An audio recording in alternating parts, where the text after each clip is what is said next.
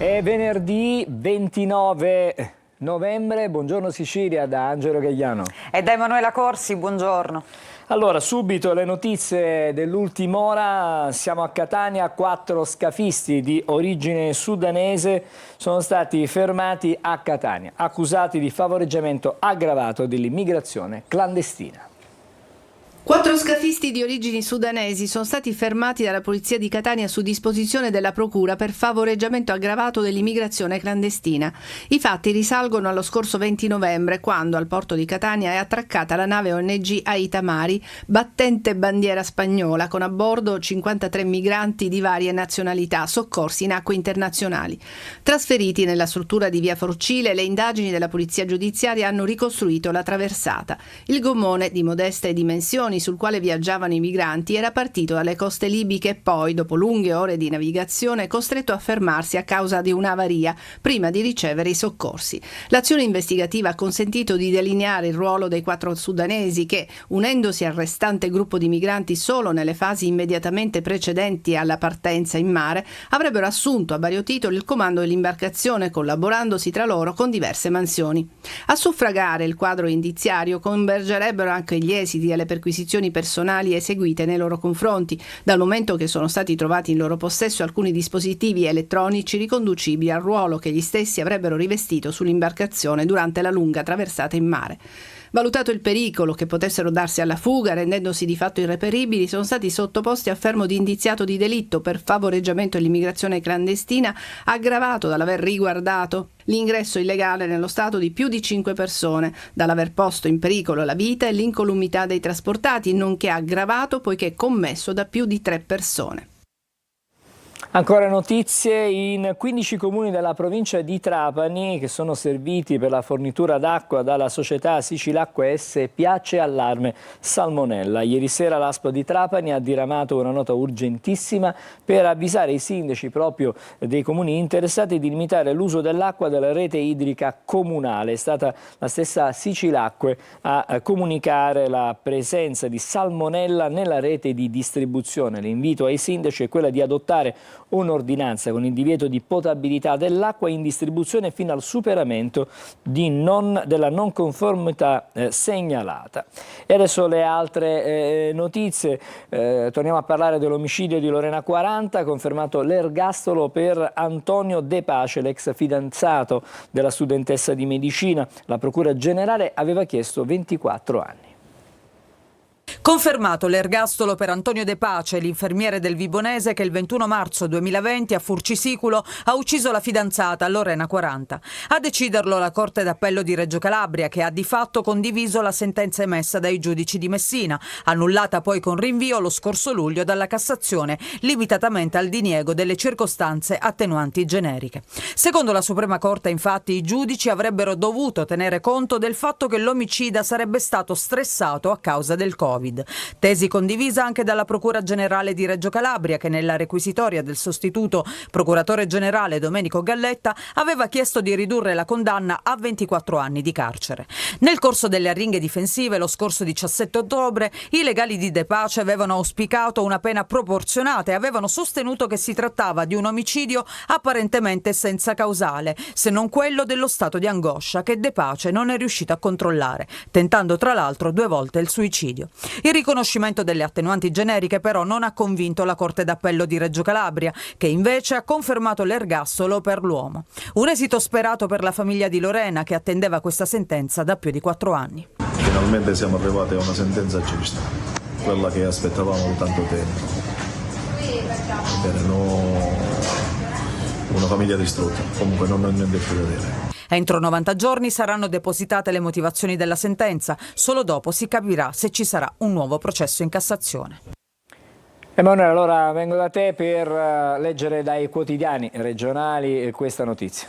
Sì, non solo regionali, Angelo, del caso della morte di Lorena 40, soprattutto di questa sentenza se ne occupano un po' tutti i quotidiani. Vediamo per esempio il Corriere della Sera, ecco, nessuno stress dovuto al Covid, resta l'ergastolo al killer di Lorena.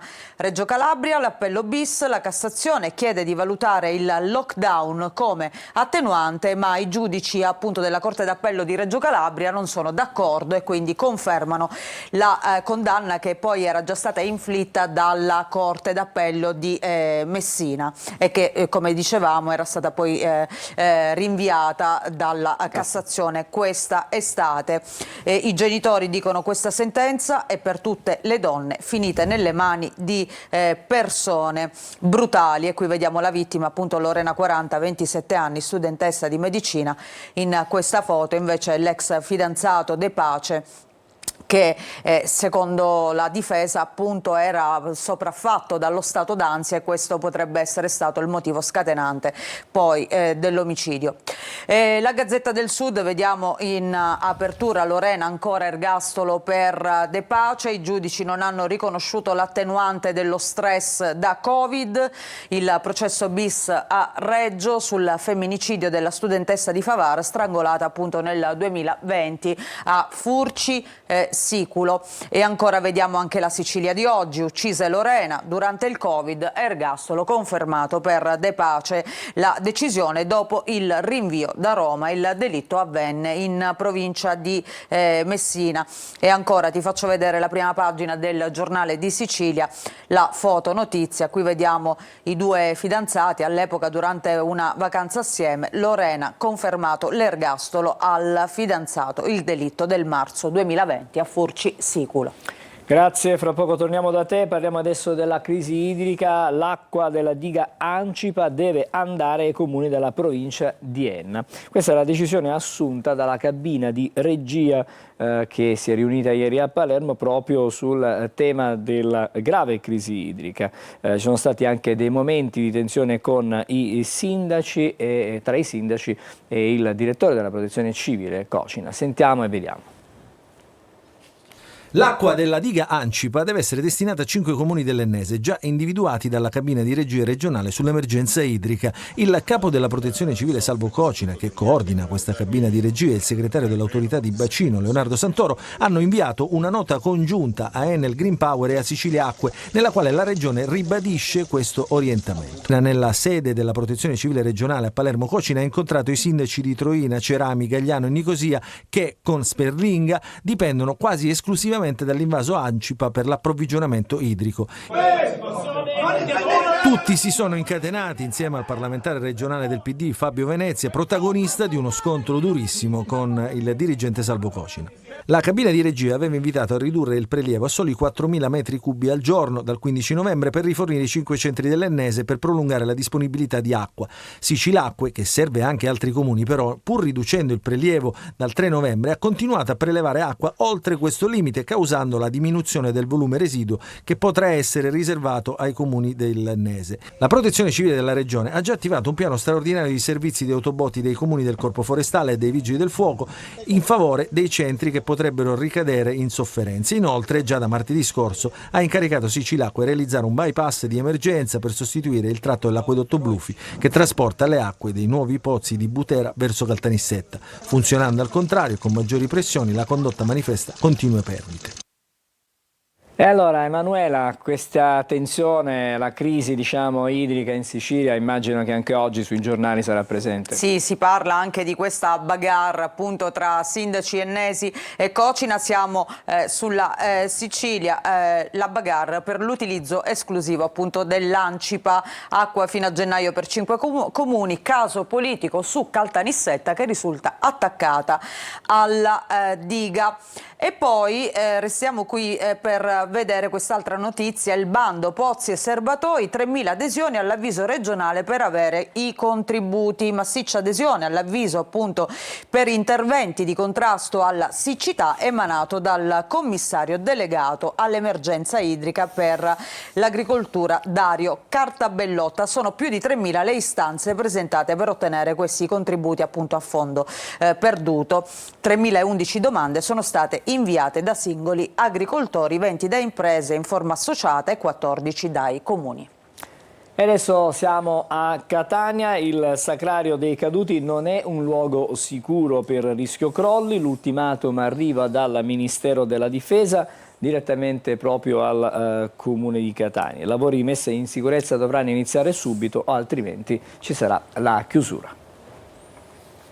Una lampada votiva tenuta dal cavo elettrico penzolante, prese volanti e non a norma, grosse lastre di marmo che si staccano per l'umidità. Il Sacrario dei Caduti non è un luogo sicuro e quindi rischia la chiusura. Questo l'esito del sopralluogo del Ministero della Difesa, Ufficio per la tutela della cultura, della memoria e della difesa, effettuato all'interno della chiesa di San Nicolò l'Arena a Catania. È impietoso il report di Onor Caduti, così viene chiamata la speciale commissione che nel corso della visita ispettiva ha riscontrato numerose criticità. Centinaia le fotografie che certificano uno stato di abbandono intollerabile, emerso anche durante un nostro recente servizio TG che documentava lo scempio offendendo la memoria dei caduti e dei familiari. Metro dopo metro, la Commissione ha preso atto di una situazione indecorosa e pericolosa, dall'alto e dal basso. E la mente torna al 2 novembre scorso, quando in una veloce cerimonia in cui è stata deposta una corona d'alloro, il picchetto d'onore, formato da 6 militari, è stato fermo proprio sotto la lampada pericolante. E scendono in campo le associazioni combattentistiche della provincia di Catania. Purtroppo questo succede perché le istituzioni hanno altre cose per la testa. A loro sì, i caduti interessano, ma solo come storia. Per il resto poi non sono mai presenti. La cosa mi piange il cuore sapere che tanta gente si è sacrificata per questo tipo di Italia. Questo che il Sacrario rischia di chiudere, certo, è anche un dolore per tutti i parenti, per tutti, insomma, che non possono entrare, non possono vedere, perché effettivamente il Sacrario è molto fatiscente. Eppure lei il 2 novembre è rimasto fuori dal Sacrario. Il fatto che ci hanno un po' quasi scostati, allontanati, mi pare che quello dovrebbe essere un presagio per quello che penso che speriamo che non avvenga. Il Ministero della Difesa ha già informato il Comune di Catania, da cui dipende la sicurezza del Sacrario disastrato. E adesso andiamo a chiudere la rassegna stampa regionale, Emanuela. Sì. Vediamo tutte le prime pagine e qualche approfondimento. Partiamo da Repubblica. Palermo, in primo piano ancora i contributi dell'Ars e quindi sotto i riflettori Ars, l'ultimo scontro sui contributi, stop alla norma da 7,5 milioni. Bloccata la legge con cui gli assessori di Fratelli d'Italia, Lega e Democrazia Cristiana si dividono i finanziamenti alle associazioni. Soldi per i teatri, si allarga lo scandalo. Maxi assegno per i 2 enti del segretario del forzista De Leo, quindi si allarga questa inchiesta appunto che ha portato a galla questo sistema dei fondi e dei contributi soprattutto alle associazioni culturali siciliane. Poi vediamo le altre notizie, la polemica sul Sicilia Express, che è la risposta al caro voli del presidente Schifani, cioè un treno che dovrebbe riunire diverse città del nord Italia per dare la possibilità appunto ai siciliani che vogliono rientrare per le festività di non poi affrontare delle spese esose come quelle dei biglietti aerei. Quindi l'operazione Sicilia Express, ideata appunto dal governo Schifani e da Treni Turistici Italiani di FS per il prossimo Natale, sembra essere una conferma che insomma politica e treni, da quando i governanti erano garanti della puntualità dei convogli e recenti fermate ministeriali fuori programma, sono sempre stati un binomio da maneggiare con cura, scrive oggi appunto Repubblica. Palermo, questo è un treno extralusso che trasformato in low cost, dicevamo, unirà Torino, Milano e altre 10 città alla Sicilia con un'unica andata il 21 dicembre e un solo possibile ritorno il 5 gennaio. Naturalmente questo deve essere compatibile anche con chi ha la possibilità di restare per tutto il periodo festivo in Sicilia. A proposito di festività natalizie, ecco che le città cominciano a prepararsi agli spettacoli e quindi le iniziative per le feste. Vediamo a Catania il derby dei fondi per il Capodanno. Antonacci è in pole position per il veglione di Palermo. Andiamo a vedere all'interno intanto questa torta dei contributi. alt alla norma da 7 milioni e mezzo e c'è un nuovo caso Auteri, scontro in assemblea, stop ai fondi per 3 assessorati, scandalo teatri, 150.000 euro sono andati a Castel di Lucio, vanno a 2 enti del segretario di De Leo, che è un forzista, quindi appunto non solo il caso Auteri, ma anche, vediamo, è coinvolto in questo scandalo Forza Italia con un suo esponente. Poi andiamo a vedere i preparativi del Natale, albero e villaggio alla fiera a Palermo, così la città si veste di Natale. Si parte venerdì con l'accensione delle luminarie e dell'abete davanti al teatro Politeama. Oggi apertura delle buste per il concerto, dicevamo, di San Silvestro. In pole position c'è il nome del cantautore Biagio Antonacci. E poi vediamo la Sicilia, la prima pagina. Allora, intanto l'apertura oggi è dedicata a Loris, il bambino che era stato ucciso dalla madre Veronica Panarello a Santa Croce di Camerina. Tutto questo avvenne 10 anni fa, quindi 10 anni fa l'infanticidio di Loris. Da Santa Croce i ricordi per una tragedia che scosse l'Italia. E ancora vediamo Forza Italia e Lega, e ancora scontro, poi approfondiremo meglio questo tema con la rassegna stampa nazionale. Invece restiamo con i fatti siciliani. La Cassazione, San Martino, punto e a capo, annullata con rinvio la misura interdittiva per l'ex vice governatore siciliano e assessore all'agricoltura. A proposito di agricoltura, la crisi idrica digancipa gli sgoccioli, appunto cresce la tensione, bagarre tra sindaci e regione, come abbiamo già visto. Ad Agrigento questa storia che riguarda la sanità. Un paziente teme la recidiva oncologica e prenota così una colonscopia, ma deve attendere 15 mesi. Ancora la cronaca, il femminicidio di Lorena 40, niente attenuanti per il fidanzato, e poi il caso Larimar. Per la morte di Larimar c'è un super perito per cercare il video negli smartphone. E allora andiamo a vedere questa notizia. La famiglia nomina il perito che si è occupato anche del caso di Alberto Stasi, quindi dal caso di Stasi a quello di Larimar sarà questo il passaggio di Paolo Reale, l'ingegnere elettronico con la passione per i dispositivi, che è stato chiamato a partecipare alle operazioni di copia forense degli 8 cellulari che sono stati sequestrati, ricordiamo, ad altrettanti ragazzini dalla polizia nell'ambito delle indagini per il reato di istigazione al suicidio e revenge porn. Questa, ricordiamo, è la pista seguita dalla procura per i minorenni di Caltanissetta, così come è stato ribadito durante la conferenza stampa di qualche giorno fa. Andiamo a vedere anche la prima pagina di Catania velocemente.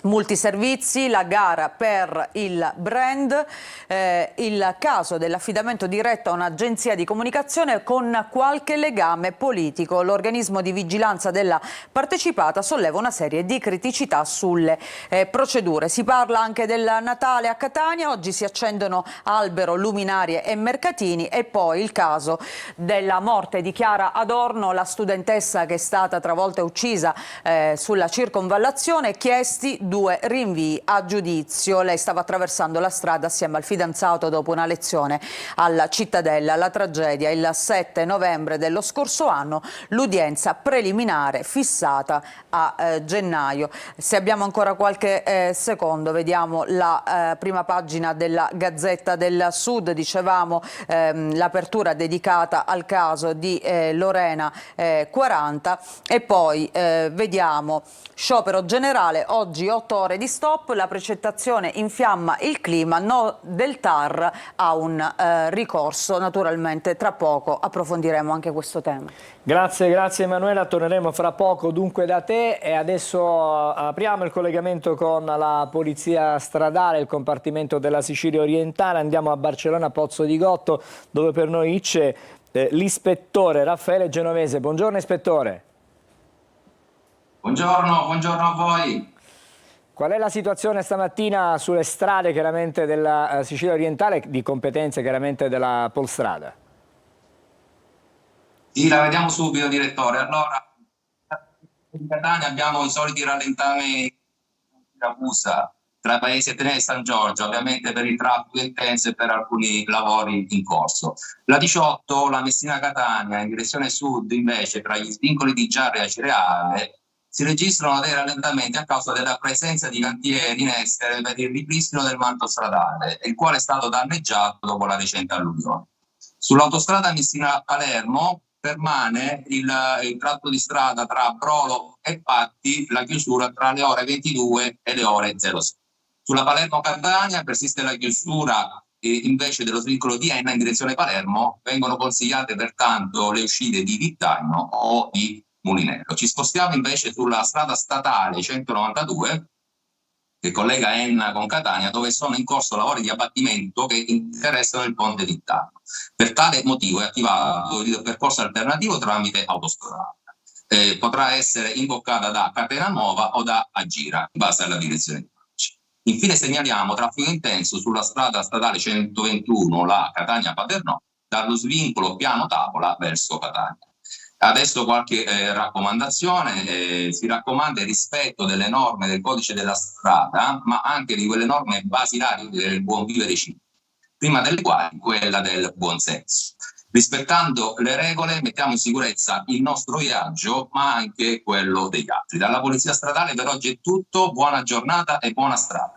Grazie all'ispettore Raffaele Genovese che ci ha dato le ultime sulla viabilità sulle strade della Sicilia orientale, chiaramente di competenza e pertinenza della Polstrada. Adesso diamo uno sguardo alla città di Catania. Qui siamo in via Vincenzo Giuffrida, il traffico sembra abbastanza regolare, il rispetto chiaramente dei semafori, sono quelli pedonali in questo momento su via Vincenzo Giuffrida, le auto sono ferme, fra poco le vedremo in movimento, ma intanto dalla via Vincenzo Giuffrida andiamo al Tondo Gioieni, circonvallazione di Catania. Anche in questo caso la situazione è abbastanza fluida, traffico scorrevole, non ci sono particolari criticità. Adesso invece ci fermiamo perché facciamo la prima sosta della mattinata e poi riprenderemo la lettura dei quotidiani. Stavolta saranno quelli nazionali, con le notizie non solo dall'Italia ma anche dall'estero, sempre con Emanuela Corsi.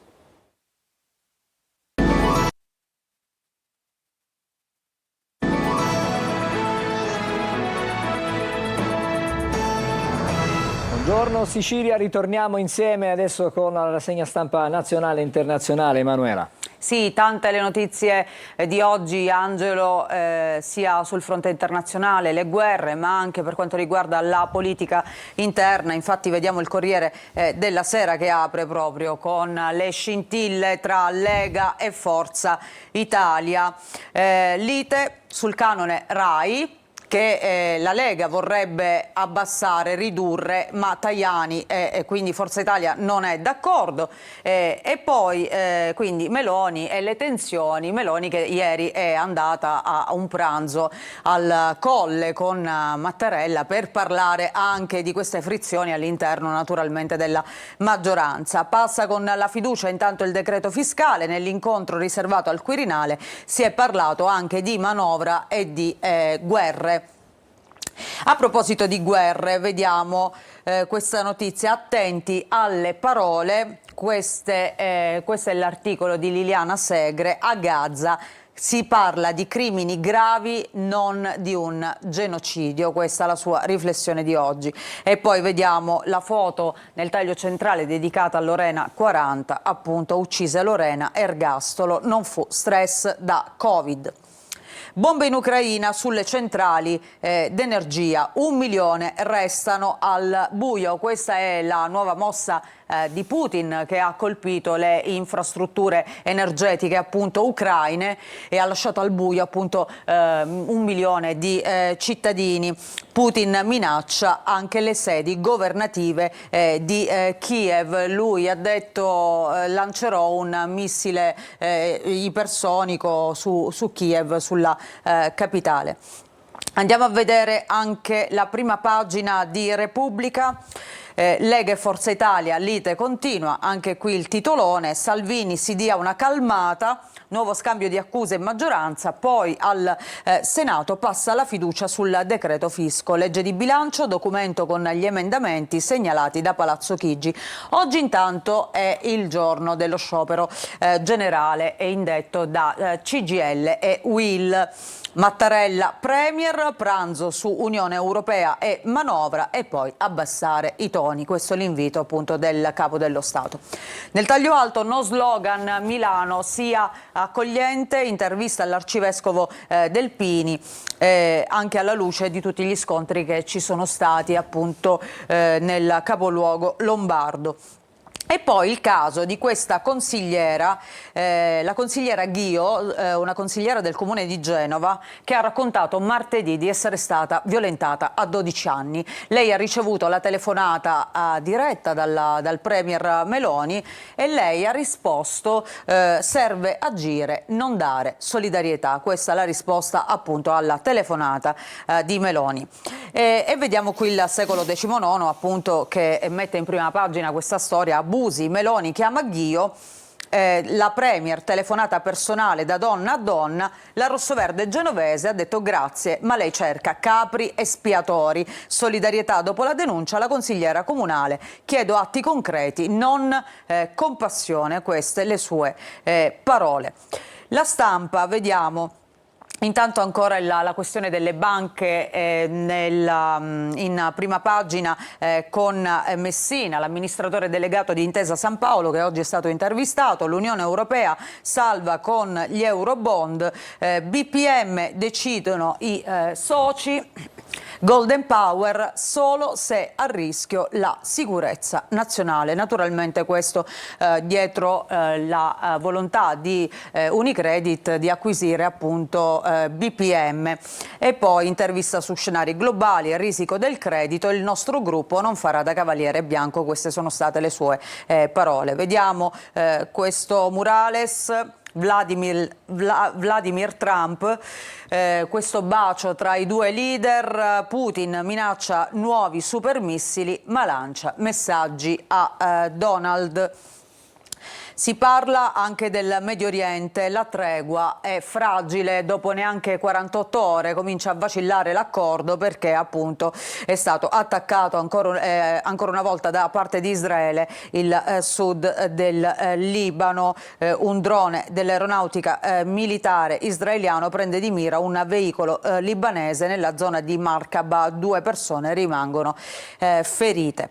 E poi il caso della morte di Matilde Lorenzi, la sciatrice, parla l'allenatore, le reti non c'erano, Matilde è caduta e non respirava più. Si torna ad indagare sulla morte appunto della ragazza promessa dello sci italiano. Andiamo a vedere Avvenire di oggi. Intanto migranti, blitz sui flussi, stop a 3.000 domande, revocate le istanze presentate da 142 aziende negli ultimi anni, nel mirino sodalizi criminali. Il provvedimento dei PM di Salerno consentirà un giro di vite alle prefetture, Calderone, segnale chiaro. E sempre a proposito di migranti vediamo anche il Messaggero, stretta sui migranti e ricongiungimenti vietati prima di 2 anni, passa un emendamento che è stato voluto dalla Lega e che agita i centristi perché complica l'integrazione dei regolari. Cosa prevede questo emendamento? Che i richiedenti dovranno risiedere nel nostro paese non soltanto per 1 anno ma per almeno 2 anni consecutivi, e non solo, sono previsti controlli nelle case per vedere in quanti ci abitano. Una mossa appunto della Lega che però fa storcere il naso al centro. E poi manovra e Unione Europea, Meloni va al colle, questi 2 temi appunto durante il pranzo riservato con Mattarella dopo le fibrillazioni nella maggioranza. La Premier terrà ad interim le deleghe di Fitto, oggi in Consiglio dei Ministri il decreto invece sui giudici politicizzati. Tregua Lega, Forza Italia. Vediamo nel taglio alto Ilary Blasi si riracconta, ci sarà una nuova serie, un nuovo serial sulla vita dopo Totti. Già ne era stato mandato in onda uno, si chiamava Unica su Netflix, e adesso Netflix ci riprova. A gennaio ci sarà questa nuova serie dedicata ad Ilary Blasi. Però non sono momenti, invece, vediamo se riesco a trovare la notizia, positivi per Totti. Visto che si parla di lei, parliamo anche dell'ex marito. Altra tegola per Totti, siamo sulla prima pagina della Verità. Adesso è indagato anche per omessa dichiarazione di una parte dei redditi. Ma andiamo a vedere appunto una delle notizie del giorno, cioè lo sciopero di oggi, il giorno delle piazze di CGIL e UIL. Vediamo La Nazione, stop di 8 ore, 4 nei trasporti, questo perché è scattata la precettazione, così come ha voluto il ministro Salvini. Il TAR respinge il ricorso sulla precettazione, appunto Salvini vuole garantire la mobilità. Resta alta intanto la tensione tra il leader leghista e Tajani, summit Meloni-Mattarella al Quirinale, Belloni in poll dopo Fitto. E poi Milano, Caivano, la risposta dello Stato. Vediamo 2 quartieri, uno di Milano e uno invece di Napoli. Qua sulla sinistra siamo nella zona di Piazzale Corvetto, teatro di disordini e contestazioni alle forze di polizia. Il ministro Piantedosi ha annunciato che arriveranno 600 agenti in più per il presidio del territorio dopo questi disordini. E poi vediamo invece a destra la foto dei militari nel centro di Caivano, dove ieri sono stati effettuati numerosi sgomberi di case occupate abusivamente. Nel taglio basso vediamo Elon Musk, che ormai è senza freni, attacca l'Unione e la Commissione europea e dice è un ente antidemocratico. Vediamo la prima pagina del Manifesto. Oggi è il Black Friday, ma per il Manifesto è invece il Red Friday. Naturalmente è un titolo dedicato allo sciopero generale di oggi. CGIL e UIL chiamano all'astensione dal lavoro contro la manovra del governo Meloni. Con cortei in tutta Italia, si fermano anche i sindacati di base, studenti e ricercatori, occupato il CNR, una giornata di lotta che rimette al centro le vite e non i consumi. Grazie Emanuela, ci fermiamo almeno per il momento con i quotidiani e torneremo da te più avanti. Intanto ci sono da vedere le previsioni meteo e poi saremo di nuovo insieme. Bentrovati da Clara Ventura di Trebi Meteo. Nella giornata di venerdì prevalenza di sole al nord e su parte delle regioni centrali. Il contesto qui si presenterà stabile e asciutto.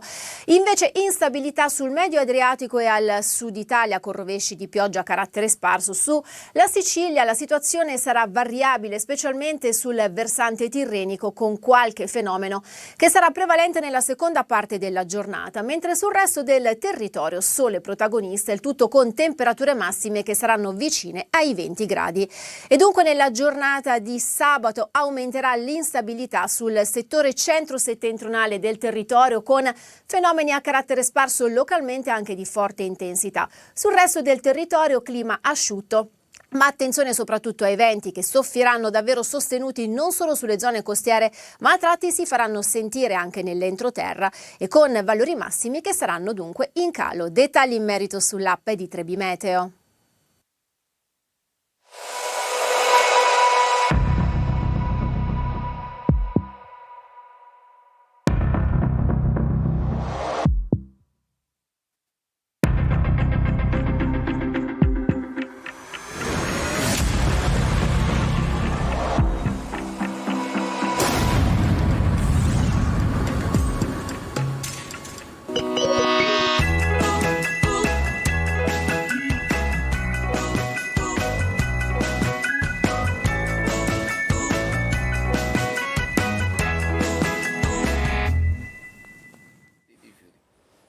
Eccoci ancora di nuovo insieme a Buongiorno Sicilia, diamo il benvenuto a Massimo Pesce, buongiorno. Buongiorno a tutti. Assessore all'ecologia al Comune di Catania, è insomma una bella impresa lavorare in questo, diciamo, con questa delega, perché sappiamo che le grandi città, un po' tutte le grandi città, le città metropolitane in particolare, hanno delle difficoltà nell'incrementare la raccolta differenziata. Il vostro sforzo è tangibile perché sono già 5 le isole ecologiche presenti sulla città, questo evidentemente nell'ottica di una crescita sempre, diciamo, quasi esponenziale comunque del dato della raccolta. Sì, diciamo intanto che è importante sotto il profilo delle infrastrutture aver aperto la quinta, diciamo 3 negli ultimi 2 mesi, diciamo, mi sono insediato a luglio. E diciamo i dati delle isole ecologiche sono assolutamente confortanti, ci fanno ben sperare. Se guardiamo i mesi, gli ultimi 3, agosto, settembre, ottobre, abbiamo accessi che vanno dai 60-100 al giorno e abbiamo circa tra 250-300 mila tonnellate al mese, di 250-300 mila chili al mese che raccogliamo nelle isole ecologiche. Le isole ecologiche sono fondamentali nel processo appunto della raccolta differenziata, sono un tassello importante.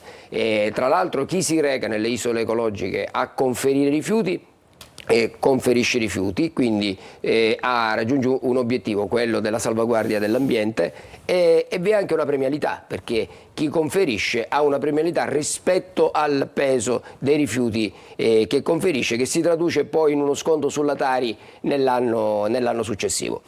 Noi ne abbiamo 5, a breve ne apriamo una sesta, saremo presenti anche in via Forcile, quindi praticamente un servizio di prossimità offerto dal Comune in quasi tutti i quartieri della città.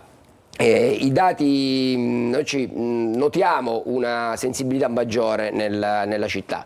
Negli ultimi mesi la raccolta differenziata aumenta di qualche punticino, siamo a ottobre a circa il 37%. Quindi è un dato certamente in crescita, ma siamo lontani da quello che è però diciamo, l'indicazione che arriva anche dall'Unione Europea, che è oltre il 60%. Assolutamente, quella dovrebbe essere la media, anche se, come diceva lei in apertura di trasmissione, tutte le città metropolitane, le grandi città soffrono in questo senso. Noi siamo in crescita, speriamo di traguardare intanto il prima possibile il 40%, perché aumentare quel dato, cioè la crescita della raccolta differenziata, consentirebbe un risparmio quando conferiamo i rifiuti indifferenziati e quindi si potrebbe tradurre questo in una riduzione anche della Tari per il cittadino. Questo è un tema di grande attualità, perché fra qualche giorno, il 10 di dicembre, scadrà quella che è il saldo della Tari, e la città di Catania è la città in assoluto che ha il costo più alto d'Italia. Tra le più alte d'Italia, forse la più alta d'Italia, noi speriamo di invertire la rotta. Preannuncio che il Consiglio Comunale ha votato su nostra proposta una delibera, una lezione di bilancio che ci consentirà nel 2025 di rimborsare, quindi ci sarà un piccolo ristoro in termini di Tari. Non si tratta di una riduzione di Tari, ma di un rimborso rispetto agli extra costi che il Comune ha dovuto sopportare negli anni precedenti, quindi la Regione ci ha riconosciuto queste somme, una parte di queste somme verrà rimborsata al cittadino, quindi nel 2025 ci sarà questo sconto, fra virgolette, in bolletta rispetto a quello che sarebbe stato. Nei fatti sembrerà uno sconto, anche se in realtà è un ristoro, e quindi è un primo segnale. Lo facciamo proprio perché è ovvio che noi possiamo sicuramente creare le infrastrutture. Faremo altri tipi di investimenti, pensiamo agli ispettori ambientali per esempio, arriveranno adesso oltre 100 vigili urbani appunto, che incrementeranno le forze di polizia locale, quindi è chiaro cercheremo maggiori controlli, faremo un programma particolare di telecamere in città, perché purtroppo senza la collaborazione del cittadino i dati ovviamente della differenziata non potranno raggiungere i livelli che noi ci aspettiamo. Allora, l'isola ecologica, l'ultima inaugurata, quella di via Carmelo Patanè Romeo, sì.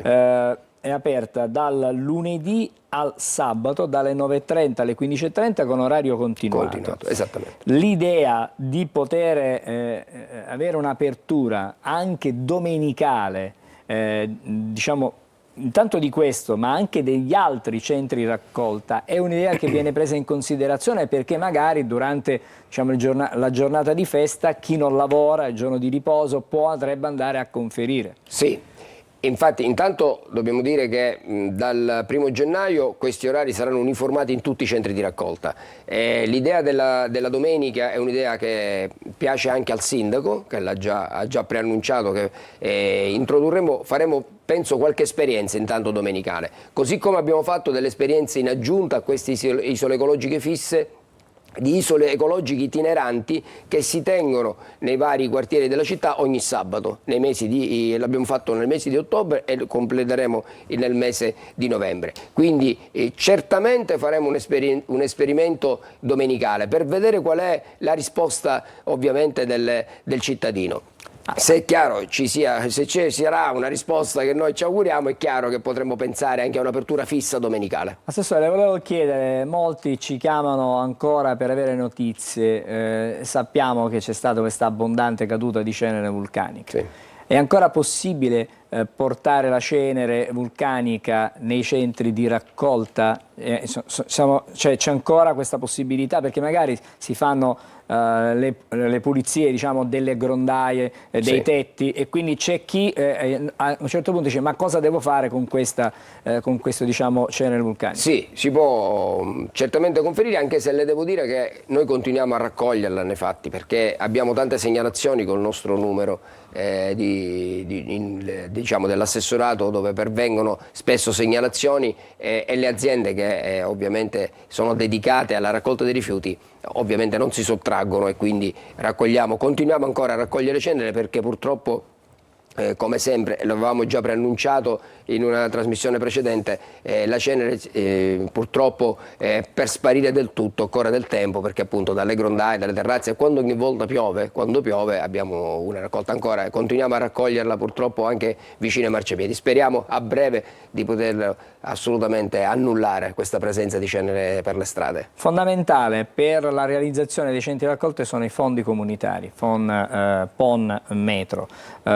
Anche la prossima, che sarà la sesta isola ecologica, diciamo, centro di raccolta, sarà finanziata con fondi comunitari. Sì, è già completata nei fatti, mancano alcuni dettagli, l'informatizzazione, perché sono tutte ovviamente tecnologiche, il cittadino arriva con la tessera sanitaria, viene appunto invitato se viene in macchina a pesare l'automobile, viceversa a consegnare i rifiuti, e dopodiché la macchina si conferiscono i rifiuti, poi la macchina viene ripesata, quindi la differenza è, diciamo, il peso che viene attribuito ai rifiuti, e in maniera informatizzata arriva il dato direttamente al comune, appunto per consentire questa traduzione in possibile sconto dell'anno successivo. Quindi è chiaro che i fondi comunitari hanno nei fatti consentito di poter regalare queste infrastrutture alle città, quindi è stata un'operazione molto intelligente fatta nel passato. Oggi raccogliamo i frutti e speriamo di poterle curare. Come avete visto, c'è molto verde, sono molto curate, alla fine si può conferire tutto. Abbiamo lamentele di cittadini che abitano nelle vicinanze, non si può conferire l'organico, quindi non c'è neanche perché pensano tutti che sia una sorta di discarica. Quella non è una discarica, è un conferimento di rifiuti anche speciali che vengono immediatamente poi trasferiti dove il tema dei rifiuti speciali molte volte non possono essere conferiti perché le piattaforme che devono ricevere da parte vostra poi diciamo i rifiuti speciali sono in manutenzione, si bloccano. Tutto questo crea disagio però nell'utenza. Capisco che non è responsabilità diretta chiaramente dell'amministrazione, però forse vanno incrementate, questo parliamo chiaramente a livello regionale, queste strutture che possono ricevere questo tipo di materiale, che è anche scarto di lavori di edilizia edilizia, tutto questo non favorisce, diciamo, non facilita per i cittadini la possibilità di poter conferire. Possiamo dare una data per l'apertura della nuova isola ecologica? Ma noi speriamo entro l'anno di completare, così come ci eravamo prefissati, queste aperture, quindi a breve comunicheremo la data. Stiamo ultimando appunto gli ultimi lavori, gli ultimi accorgimenti. Speriamo entro l'anno di aprire, quindi potrebbe anche essere a dicembre, metà dicembre, entro metà Un'ultima considerazione, sempre a proposito del costo della Tari. La lotta agli evasori è un compito complicato, una situazione non facile da risolvere, però in qualche modo state pensando, perché noi sappiamo chiaramente che poi chi paga viene penalizzato, mentre chi evade in qualche modo diciamo, fa gli interessi propri e non quelli della comunità. Diciamo che il motto l'abbiamo anche lanciato noi, pagare tutti per poter pagare meno, e l'ufficio in questo senso di tributi lavora incessantemente, magari non si percepisce all'esterno, ma in realtà lavora, perché sul problema dell'evasione è un problema molto serio nella nostra città, diciamo, ha raggiunto ormai livelli piuttosto elevati. Devo dire che anche lì però, almeno dall'interlocuzione che ho avuto con gli uffici tributi, la situazione sta migliorando, nel senso che molti sono riusciti a essere scovati, quindi certamente non siamo ancora arrivati alle percentuali che noi ci auguriamo, però io penso che l'anno di svolta nel tema dei rifiuti possa essere il 2025, per le risorse che abbiamo, per come si sono organizzati gli uffici, per i nuovi ingressi di polizia locale e speriamo anche di ispettori ambientali che possano fare anche un po' di repressione, che purtroppo è necessaria, e quindi io spero che il 2025, nel 2025 potremo parlare di altri dati e sicuramente anche di altre tariffe per i cittadini. Grazie all'assessore Massimo Pesce, assessore all'ecologia del Comune di Catania, per questi dati che ci ha portato. Ci ritroviamo e ci rincontriamo per vedere intanto la nuova isola ecologica e per capire se questo dato del 40% intanto sarà raggiunto a breve. Ci siamo visti che eravamo al 33%. Quindi c'è stata una crescita del 4%, quasi del 4%. Quasi il 4%. Diciamo un punticino /2 al mese non sarebbe male. Benissimo, speriamo grazie, bene. Grazie a voi lavoro. tutti, grazie. Ci fermiamo ancora, fra poco saremo di nuovo insieme, restate con Buongiorno Sicilia.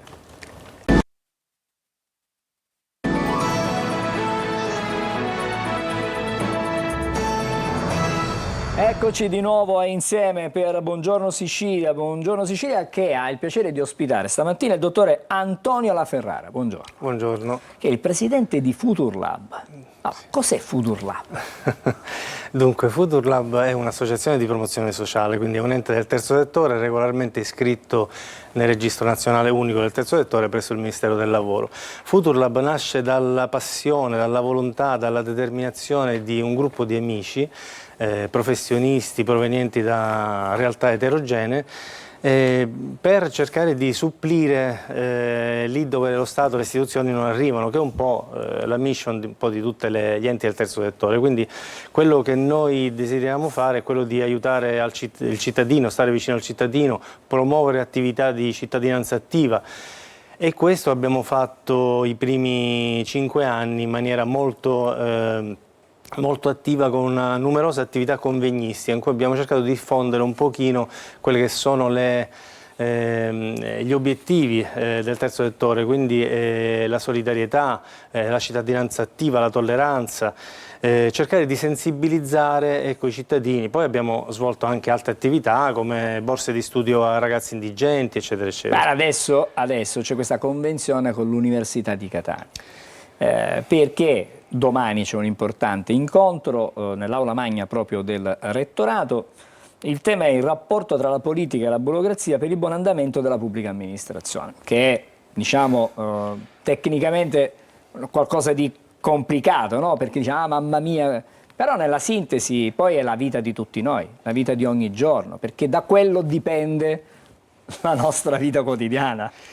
Sì, e quando si parla di politica molti magari ancora dicono, no, io non ne voglio sapere, però è la nostra vita, no? Politica è ciò che attiene alla polis, alla città-stato, quindi è ciò che è la tecnica, l'arte del governare, la gestione della cosa pubblica, ciò da cui dipende, come diceva lei, la nostra vita, il cittadino, i servizi che vengono erogati, quindi e questo rapporto è molto importante perché se il rapporto è funzionale ed è sano, da questo si produrrà una pubblica amministrazione efficace ed efficiente.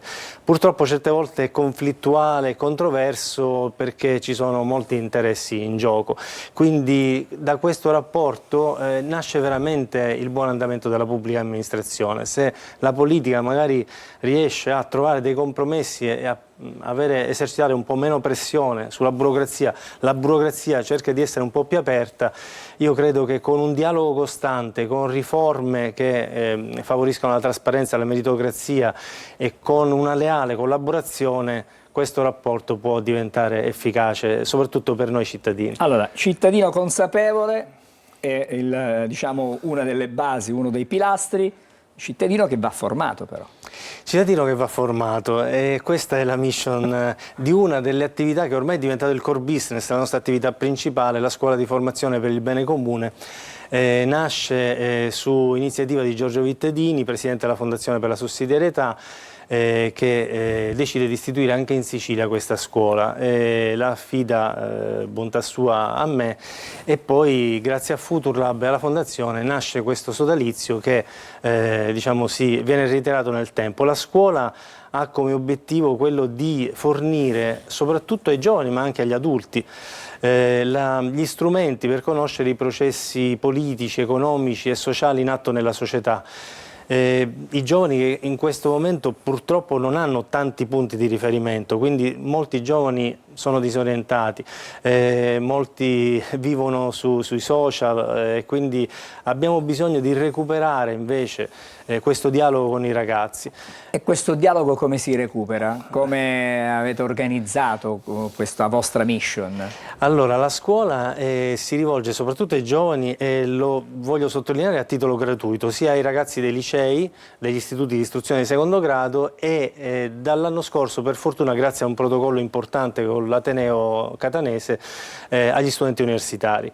Noi abbiamo avuto credo 482-483 ragazzi in questi 5 anni, ci accingiamo alla sesta edizione, a iniziare la sesta edizione e 134 relatori, noi chiamiamo i massimi esperti da tutta Italia, nazionali, che intervengono su tematiche che solitamente non fanno parte dell'offerta formativa né degli istituti di istruzione di secondo grado né dell'università, ma che fanno parte integrante della vita dei ragazzi, che costituiscono un orientamento importante per i ragazzi e anche poi per decidere. Molti ragazzi, anche sentendo determinate lezioni, hanno deciso nella loro vita cosa poter fare nel futuro, qual è la loro passione. In sintesi, questi ragazzi che frequentano i vostri corsi, quando li possono frequentare, come li possono frequentare, come possono iscriversi a questi corsi?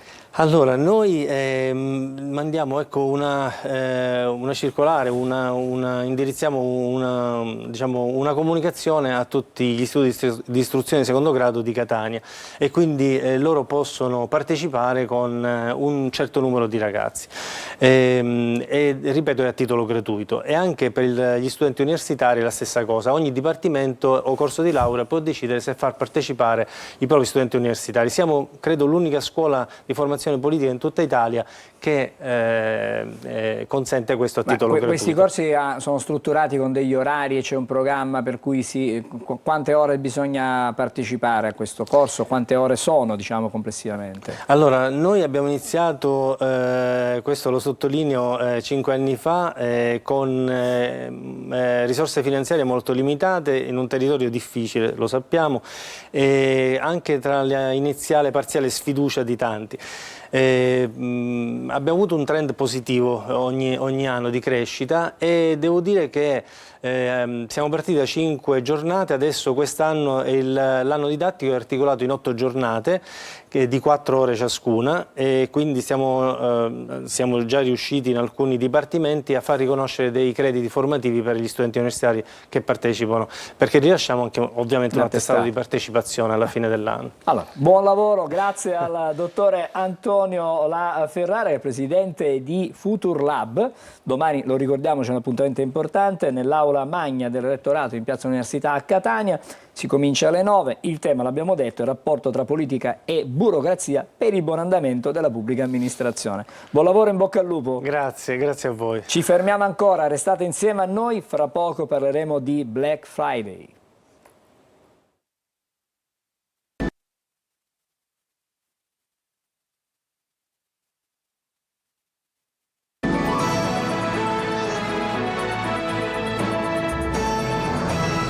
Rieccoci insieme, adesso è il momento di parlare del Black Friday e delle insidie che nasconde il Black Friday, se ci sono delle insidie ovviamente. Intanto buongiorno a Carmelo Carì.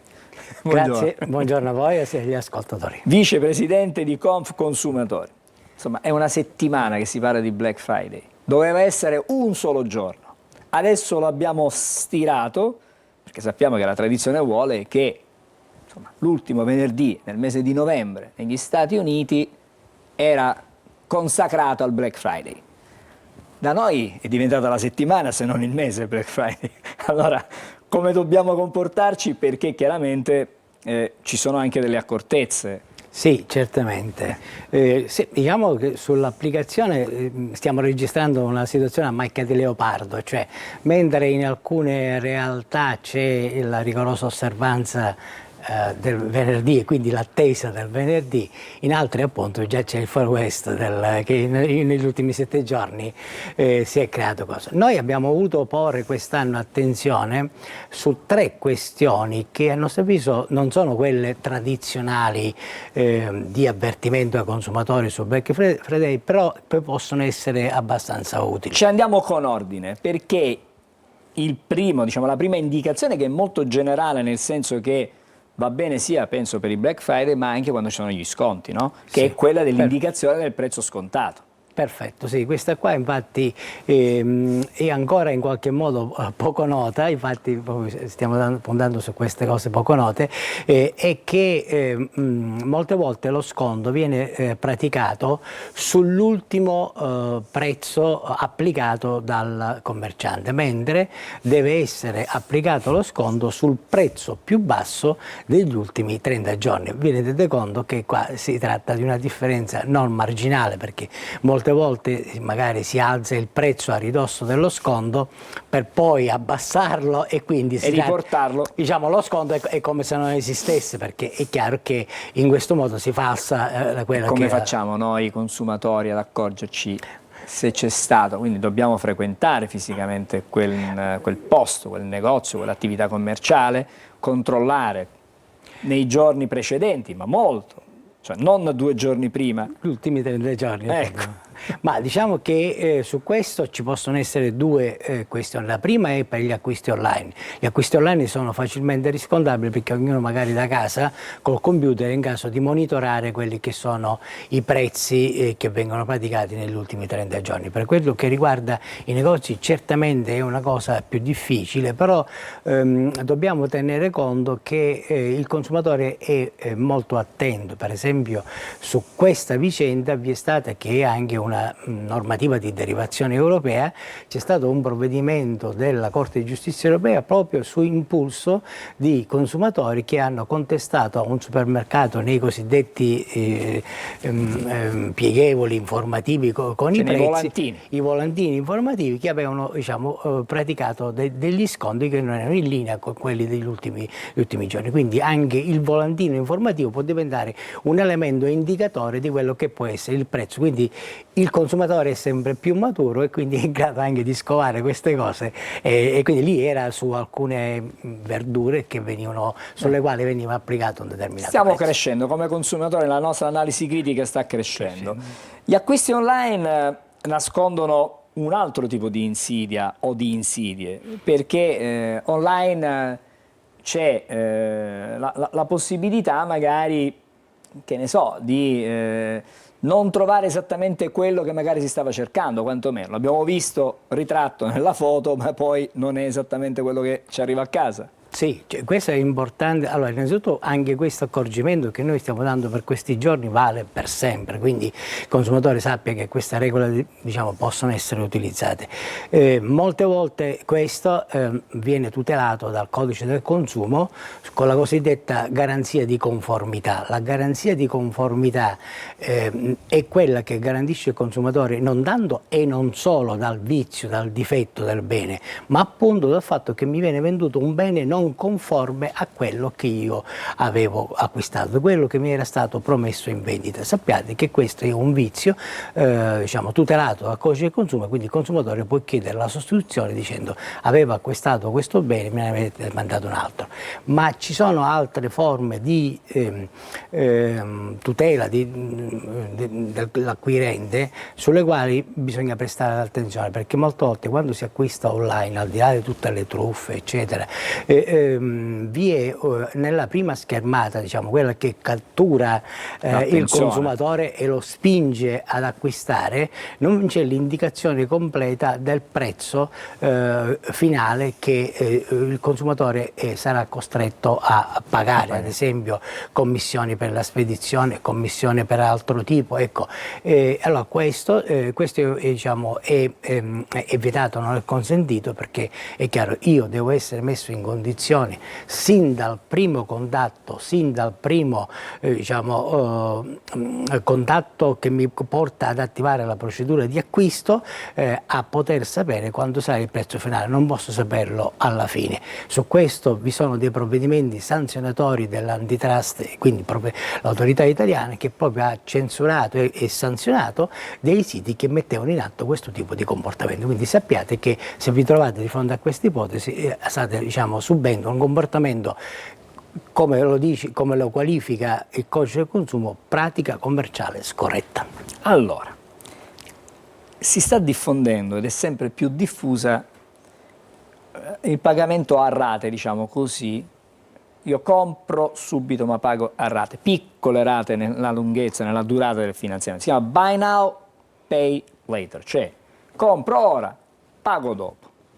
Anche questo è un sistema che sì, certamente invoglia il consumatore, ci mancherebbe altro, però può nascondere insidie e non di poco conto. Allora, ci sono diverse insidie. Innanzitutto perché le statistiche danno a oggi l'utilizzazione di queste forme di finanziamento per beni voluttuari e quindi certamente non come per acquisti di prima necessità. La maggioranza di coloro che fanno questo tipo di finanziamenti sono giovani, anche se sta cominciando a prendere tutte le fasce di età. Le percentuali sono preoccupanti perché secondo un'indagine del CRIF, che è la centrale dei rischi delle intermediazioni finanziarie, ha fatto vedere che rispetto al secondo semestre del 2022, nel primo semestre del 2024 si è registrato un aumento del 133%. Ora, è chiaro che questi finanziamenti, anche se c'è scritto tasso zero, non sono gratuiti, perché vi sono comunque sempre delle spese di commissione che vengono applicate, quindi bisogna fare attenzione perché non c'è la gratuità del prestito. E questa commissione a che percentuale può arrivare? Avete esperienza? E questo allora, diciamo, vi sono varie diciamo, siccome ci sono tante finanziarie, ci sono tante applicazioni, certamente ci sono delle percentuali, e poi bisogna fare attenzione anche alle penali in caso di ritardato pagamento, perché molte volte in caso di ritardato pagamento delle rate ci sono delle penali che quindi non legate soltanto a quelli che sono gli interessi di mora, ma anche a una penale di commissione.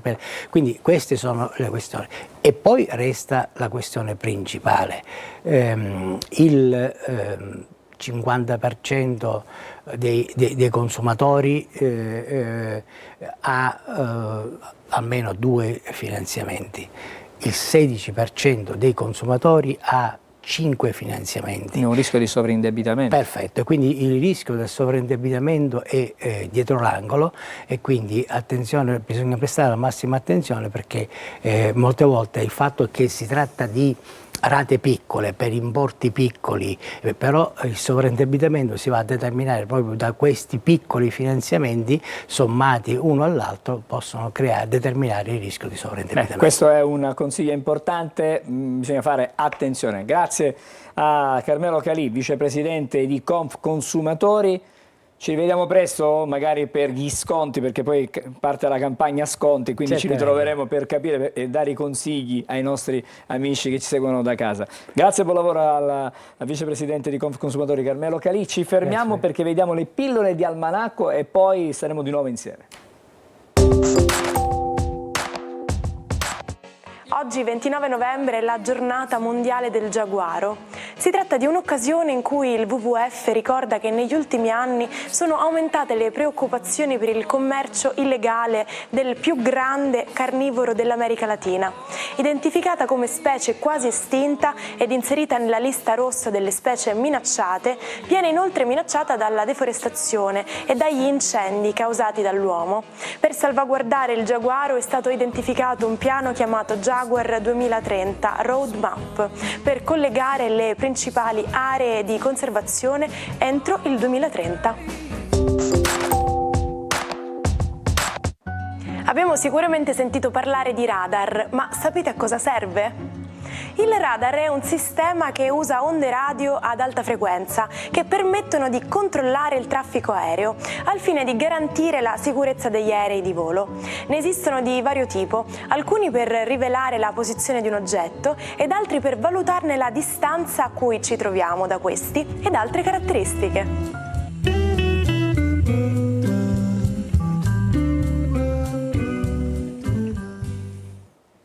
E adesso, come annunciato, ci colleghiamo con Marco Amato. Buongiorno Marco, è il momento di fare il punto per il fine settimana, cosa ci aspetta, cosa ci dicono le stelle con questa bella tazzina che vedo, floreale, all'interno c'è questo mazzo di fiori, poi sono delle decorazioni dorate attorno, se non sbaglio. No? Esatto, è una tazza rosa e oggi l'ho voluta scegliere proprio perché ci sono delle notizie in rosa da parte di Venere per lo zodiaco, quindi ora ve le racconto. Buongiorno Angelo, buongiorno Cecilia.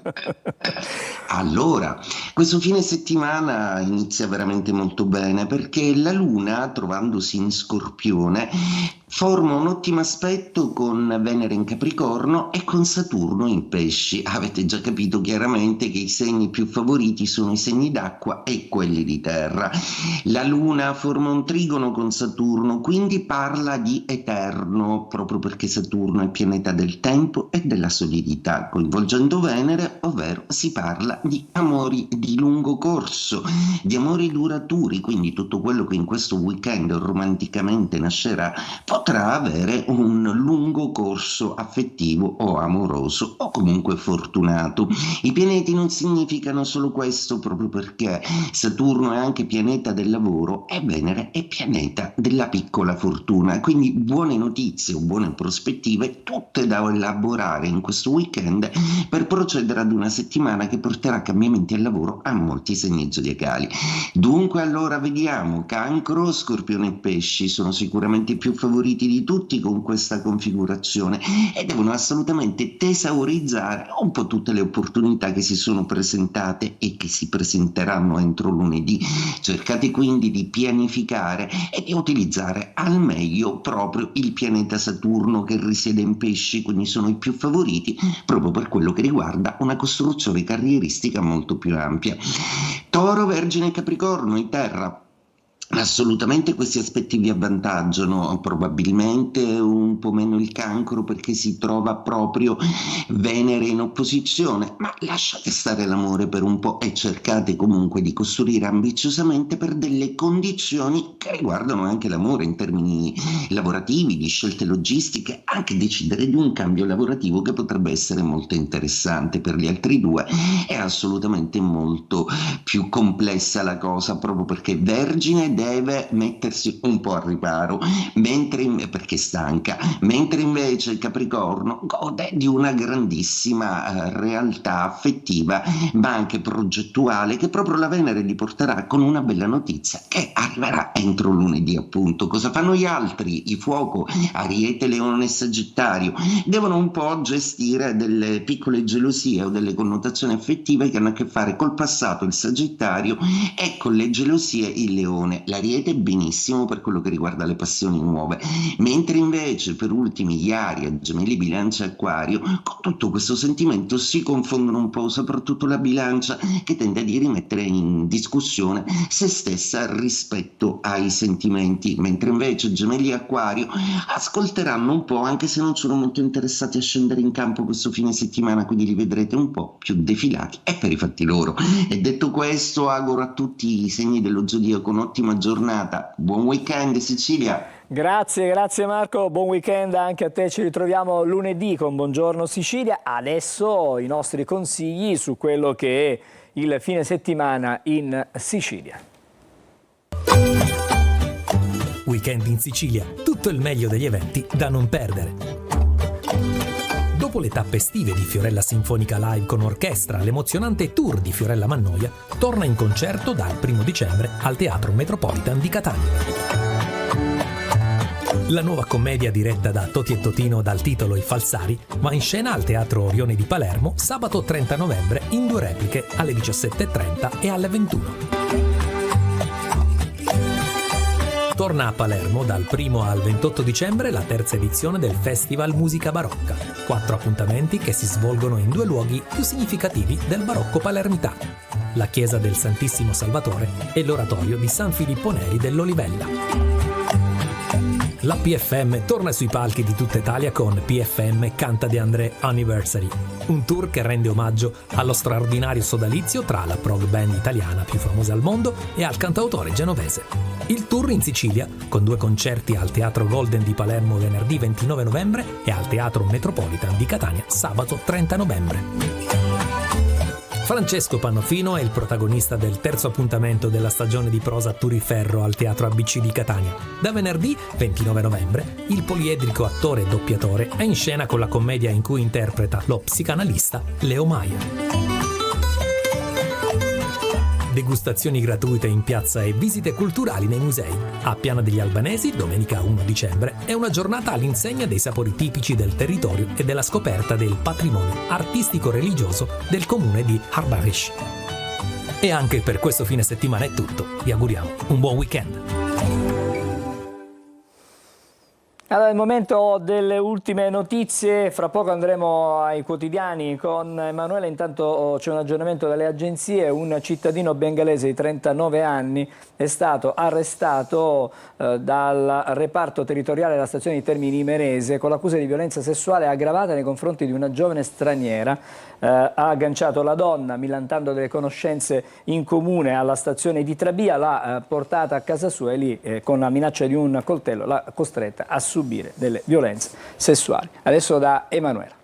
Sì, allora Angelo, vediamo la stampa, la pagina degli spettacoli, un'analisi sul Torino Film Festival che ha raccolto grandi star quest'anno, infatti i buoni, i brutti e i cattivi, le star, i film, le ovazioni e le critiche, viaggio nel Torino Film Festival più glamour di sempre. Vediamo qualche nome: Sharon Stone, poi Angelina Jolie che ha incontrato lo scrittore Alessandro Baricco, e ancora Ron Howard, Alec Baldwin, quindi veramente grandissimi nomi per questo festival del cinema. Poi per quanto riguarda casa nostra anche Ornella Muti, Michele Placido e ancora Rosario Dawson, Sarah Jessica Parker col marito Matthew Broderick, quindi veramente grandi nomi. E poi l'abbiamo sentito anche negli appuntamenti del fine settimana, la PFM, vediamo questa pagina con la PFM, ho rotto rotto le convenzioni, ma tutto è iniziato con un carry on. Parla Franco, il musicista, che racconta la sua storia in un romanzo autobiografico di questa band. Lui dice: la musica è stata il mio telescopio per osservare la realtà, entrare dentro me stesso e nel mondo. Quando insegno in carcere cerco di trasmettere la consapevolezza che la musica può cambiare la vita. Grazie Emanuela, e come sempre noi chiudiamo anche oggi venerdì, ci diamo appuntamento per lunedì mattina con Buongiorno Sicilia, chiudiamo in musica, lo facciamo con un grande, con George Harrison, che è il tranquillo dei Beatles per intenderci. Una delle sue canzoni più famose è Something, è stata ripresa da oltre 150 artisti nel corso degli anni. Oggi la sentiamo nell'interpretazione di Elvis Presley. Buon fine settimana e chiaramente Buongiorno Sicilia. Ci ritroviamo lunedì.